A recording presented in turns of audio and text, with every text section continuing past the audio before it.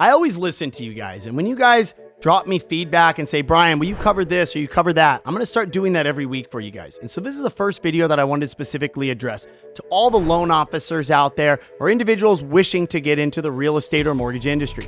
You guys asked me if I could give 3 pieces of advice to an individual that's either wanting to become a loan officer or is a loan officer today to help them grow their business. What would they be?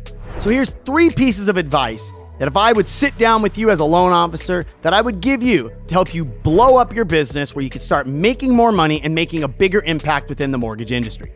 Number 1, you absolutely need to educate yourself on the way that taxes work. You need to become a tax expert. You need to be able to read tax returns from 1120s to 1065s, the way K1s flow through, the way you can add back depreciation, what cost segregation is, what 2106s were back then compared to how you can't use them today. You need to become an expert at being able to understand how different entity structures work and how those flow through to different tax filings. And the reason for this is if you are not an expert at understanding the way individuals who own real estate, who own self-employed, who own trusts, actually funnel their income directly through a tax return, you have a big problem because you've just narrowed down the entire audience of potential individuals that would use you for your service. Because when I got into the industry, the reason why I was able to kind of really gain a lot of traction is my background was in accounting. I graduated top of my class in accounting and I went and worked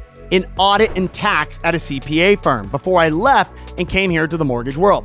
So I had a big upper hand. However, the first thing I do when a loan officer comes and works for me that's had experience elsewhere is I teach them about the different ways that entities file their tax returns. And that is so important. You need to know the difference between an S Corp and a C Corp, an LLC, and all those different types of vehicles out there. So if you are not understanding the way that tax returns work from end to end, that is the first thing that I would spend your time doing, studying on how tax returns work. Maybe reach out to a CPA, see if you can't spend him some money with him to sit down and have him teach you all of that, or check out different courses on Udemy. Or if you guys want to hear more about different tax structures, drop a comment below and I'll make videos on the different types of tax structures out there. Number 2, you need to have a brand. You absolutely must have a brand. You must have colors, you must have font, you must have a way that people recognize you, and you need to be spending a lot of time producing content and really getting your brand out there. In today's world, we're moving away from going and having meetings with individuals and asking real estate agents to give us a bunch of different business. Because at the end of the day, do you really want to trust your business to another individual? The very top of your funnel and the way that leads flow in, do you want to give that key to an individual that generates business for your business? I don't want to be dependent upon anybody. I want my brand to stand out. So what you have to do is spend the time and know exactly what your brand is. You need to know, like in my world, I knew my brand was very strong based on teaching people how to invest in real estate, how to teach people that are self-employed how to qualify, as well as to giving people financial advice when it comes to crypto and investing. That is what I brand and that is what I stuck to it. You need to figure out what your UVP is. Okay, you're a loan officer, but what are you gonna do? Are you gonna really specialize and put a lot of content out there about buying multifamily homes, or maybe getting into being able to do things as Airbnbs, getting out to be able to educate yourself on self-employed borrowers? What are you gonna stand out as? And you need to continue to produce content. Consistency wins. It's not an easy road. I have spent years producing content. I started producing content heavily on Facebook in like 2012 and 13. And here it is in 2022 almost 9 years later, and I've just now really got my brand to where it needs to be. But guess what? The great thing about a great brand is it's an annuity and it will constantly continue to produce business. So you've got to put an actual content formula together and actually spend money building your brand and know what your brand is, because guess what? If you don't know what your brand is, your customer doesn't either. And number 3 is having a system. And I'm not just talking I pieced a bunch of things together. I'm talking have a process and a system. You need to break down the loan process in the way that you do it. In my world, I have my process in 4 different sections. I have basically my front end sales funnels, which are all the ways in marketing that we drive traffic in. Every different lead source gets driven in, and they get driven in and we use different UTM parameters, different phone numbers. everything gets tracked, gets uploaded and driven into a CRM, so I know where every single lead comes from. I know the source of that lead. I know when that lead came in. I know every detail about it so I can measure my KPIs on that from the marketing front end. Then, once I've driven all of my traffic at the sales funnel, I have that front end marketing. Then I have my front end sales team. And that front end sales team operates out of that same CRM system that I've built that tracks all of the metrics. And within that CRM system, I built a standard operating procedures that they know and they follow to a T. When a lead comes in, I have a traffic director that assigns that traffic director to an individual client concierge. That client concierge runs a 10-5 rule, 10 contacts over the first 5 days. They make sure at every single time that they're inputting the information on what occurred during that contact attempt with that client. Text messages and emails are being notified and going out to the referral partners that are out there or involved in that transaction. Follow-ups are being automatically created for the individuals on my ISA team that they're continuing to follow. So they're just showing up every day and clicking and following a protocol on that. And that is basically a machine, because I can drive a ton of traffic to the actual sales front end, but if they're not actually converting it and I'm not able to measure their KPIs, then I don't really have a business at all.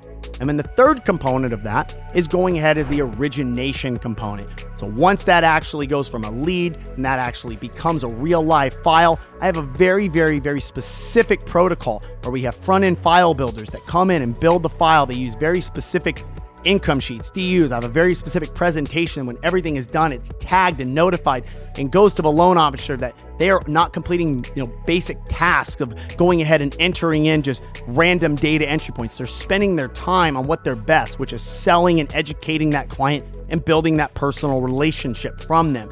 And then they have a follow-up schedule that's completely built out into the CRM system that they're able to go in wherever that loan is in the stage and be automatically reminded via certain text messages and emails. Oh, hey, the appraisal's due in 4 days. Check with this.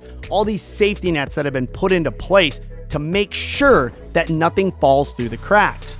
And then the fourth component is obviously the processing and closing component. You have to make sure that you have checklists for your processors. You have to make sure that you are following a very strict procedure. Okay, what is required for your processor to submit the loan to underwriting? When that loan comes out of underwriting, what's the process and return times of reviewing those conditions? Who's ordering those conditions? Who's requesting those things from the borrower? Who's notifying the borrower on all the major key points? Is your CRM doing it? Is the loan officer doing it? Is your processor doing it?